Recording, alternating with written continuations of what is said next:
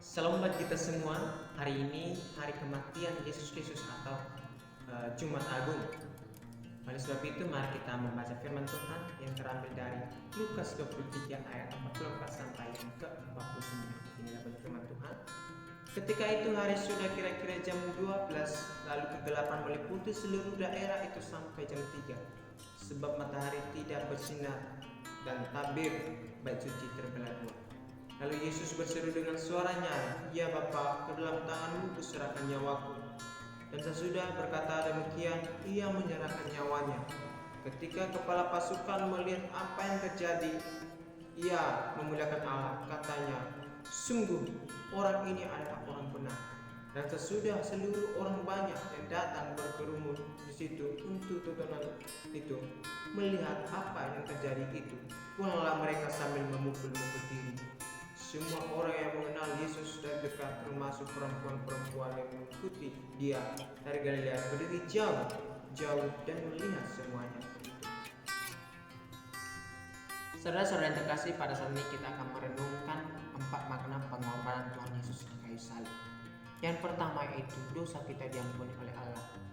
Pada saat perjamuan malam terakhirnya dengan murid-muridnya, Tuhan Yesus mengatakan bahwa darahnya yang saat itu dilampangkan oleh anggur adalah darah perjanjian baru. Jika dalam perjanjian lama pengampunan dosa tercapai dalam mempersembahkan darah anak domba, maka dalam perjanjian baru pengampunan dosa terjadi melalui darah Yesus Kristus sendiri.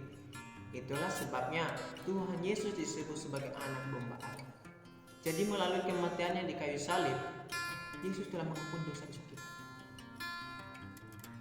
Dia mengampuni kita bukan dengan darah anak domba, tetapi melalui darahnya sendiri yang jauh lebih berharga dari darah hewan, anak domba. Dosa yang maksud bukan hanya dosa yang sering kita lakukan, melainkan semua dosa kita mulai dari dosa-dosa nenek moyang kita yang diwarisi kepada kita. Yang kedua yaitu hubungan kita dengan Allah dipulihkan. Hubungan kita dengan Allah dipulihkan. Hubungan umat manusia telah rusak sejak manusia jatuh dalam dosa, sehingga dosa menjadi batas antara Allah dan manusia. Tetapi melalui Yesus Kristus semuanya dipulihkan. Hubungan antara Allah dan manusia menjadi damai. Poin yang ketiga yaitu kita telah dibebaskan dari kematian kekal dan diberikan keselamatan. Oleh karena dosa-dosa kita, kita yang seharusnya menanggung penderitaan, penghinaan, kematian yang dialami Yesus. Tetapi Dia telah menggantikan posisi kita sehingga semuanya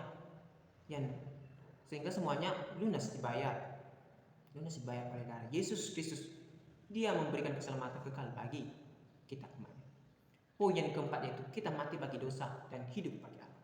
Kita mati bagi dosa dan hidup bagi Allah. Kita yang telah mati bagi dosa tetapi sekarang telah hidup bagi Allah. Kita telah menjadi milik Allah, bukan milik dosa lagi. Bukan bagian maut lagi, tetapi kita sudah menjadi bagian Allah.